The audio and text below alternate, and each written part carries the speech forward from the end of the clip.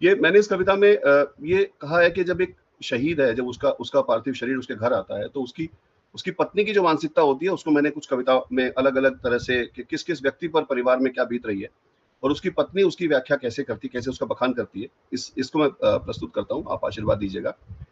शहीद की पत्नी कहती है, मैंने तोरण द्वार सजाए थे स्वागत में प्यार तुम्हारे। मैंने तोरण द्वार सजाए थे स्वागत में प्यार तुम्हारे, आने पर तेरे मनते थे घर में सब त्योहार हमारे। जब जब इतने सालों बाद आते हैं तो आपका आना भी एक त्योहार होता है।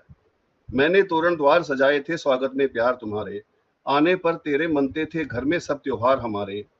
आज तुम्हारे आने की वेला में कैसा ताप गिरा है, आज तुम्हारे आने की वेला में कैसा ताप गिरा है, तुमको कैसे लेकर आए सजना सजना देखो यार तुम्हारे। तो अब वो अपनी भावना के साथ आगे जोड़ती है कि बच्चे, माँ बाप वो मन में क्या सोचते हैं कि मुन्नी मुझसे पूछ रही है बाबा कब तक आएंगे, मुन्नी मुझसे पूछ रही है बाबा कब तक आएंगे, और मुन्ना कूद कूद कर बोले बाबा खेल दिखाएंगे। जिस अम्मा की आंखों में एक आंसू तुम्हें न भाया है, उस अम्मा की आंखों में एक दरिया खूब समाया है।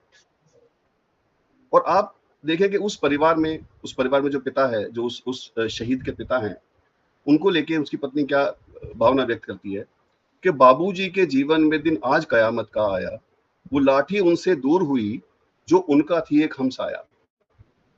जिन कंधों पर चढ़कर तुमने गांव गलियों को पहचाना है। बचपन में मुझे तो याद आता, मेरे दादाजी सब कंधों पे लेके बहुत घुमाया है मुझे, तो उससे मैंने इसको जोड़ने की कोशिश की, अपनी भावनाएं भी व्यक्त कर रहा हूँ कि जिन कंधों पर चढ़ तुमने गांव गलियों को पहचाना है, आज उन्हीं कंधों पे तुमको मुक्ति धाम तक जाना है।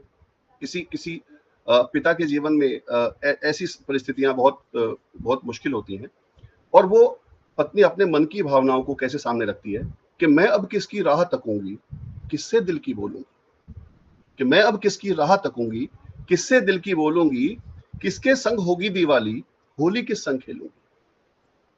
कि मैं अब किसकी राह तकूंगी, किससे दिल की बोलूंगी, किसके संग होगी दिवाली, होली किस संग खेलूंगी, और मैं अब रूठूंगी किससे और किसको यहां मनाऊंगी।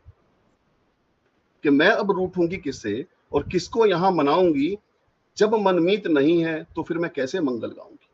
क्योंकि जीवन में तो परिस्थितियां आएंगी कि उसे सुख में भी शामिल होना होगा, सब परिस्थितियां हो रही होंगी। जब मनमीत नहीं है तो फिर कैसे मंगल गाऊंगी, और टूट गए हैं मन के घुंघरू, बिखर गया है अंतर मन। टूट गए हैं मन के घुंघरू, बिखर गया है अंतर मन, मेरे प्रीतम बोझ बन गया, तुम बिन देखो ये जीवन।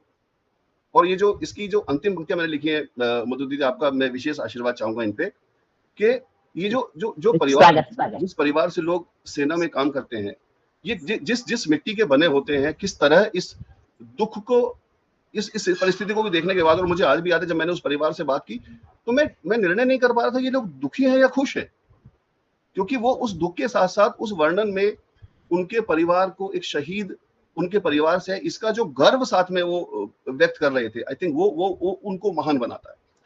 तो पर वो क्या कहती है अंत में कि पर मुझको अफसोस नहीं है, नहीं है मुझे अब संताप, पर मुझको अफसोस नहीं है, नहीं मुझे है अब संताप, भारत माँ के चरणों में है हुआ सर्वस्व समर्पण आज।